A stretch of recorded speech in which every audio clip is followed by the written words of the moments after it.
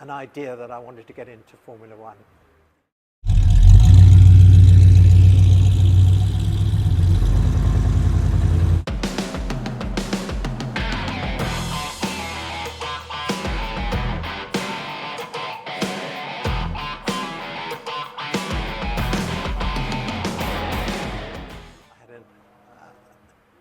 An idea that I wanted to get into Formula One, but I learned pretty early on that it wasn't going to be me driving, and I was very lucky through a guy called Leigh Brown, who was involved with Bernie Eccleston.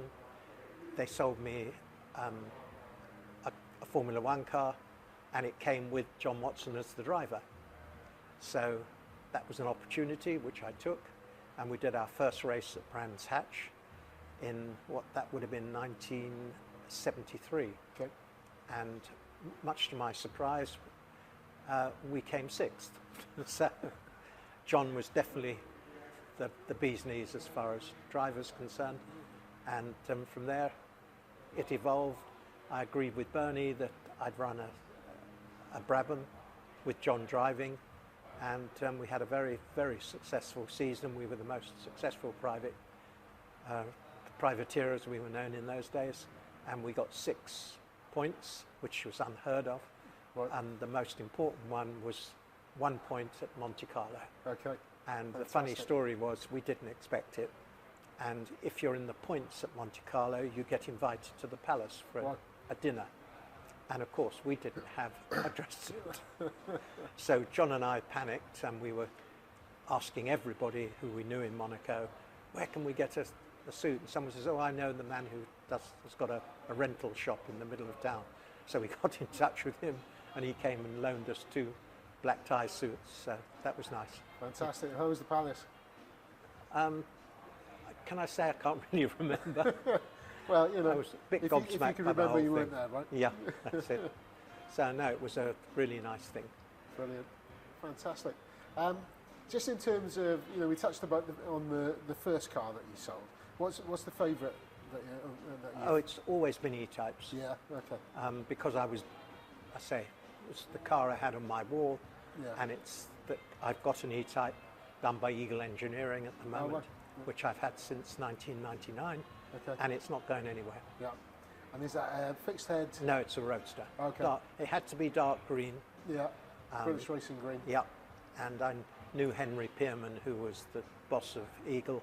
I told him what I wanted, and it was going to be 5 to 6 years to build an Eagle. And I said, no, I didn't want to wait that long. And he said, funny, I've just taken in a restored, Yeah. we didn't restore it, but a restored E-type Roadster in British Racing Green. He said, I'll upgrade it for you. So it took him about 1.5 years.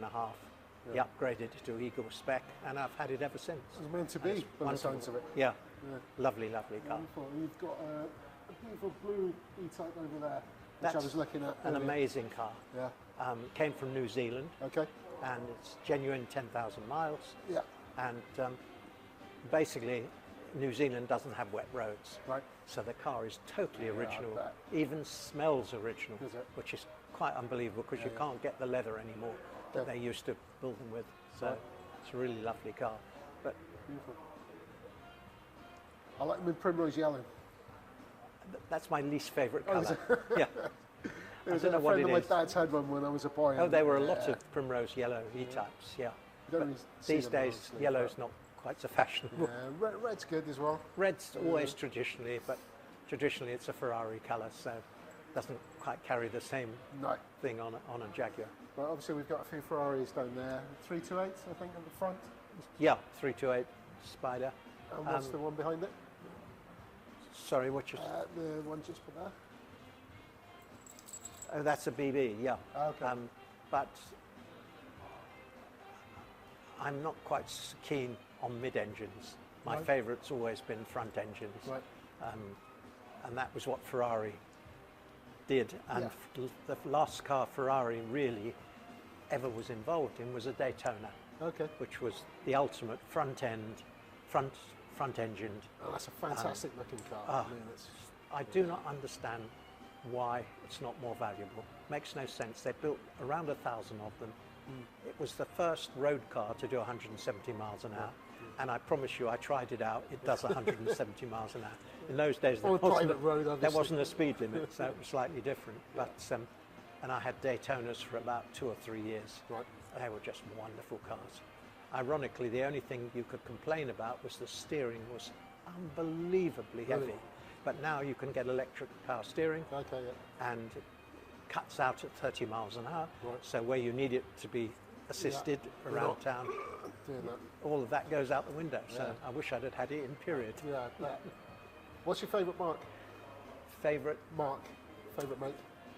It's a battle between Ferrari and Jaguar. Yeah, okay. And BMW comes third for obvious Okay. reasons. I mean, they're just so reliable, aren't Yeah, but BM's, they? And well built. yeah, they're, if you like, typical German, very efficient, and they do the job they were designed to do, and they always have done. Yeah, But fantastic. in terms of my favoritism, so like a lot of things, you don't take efficiency into account, No, it's unless, passion, of course, isn't you it? want to drive it, and I Right, drive yeah. a BMW. So.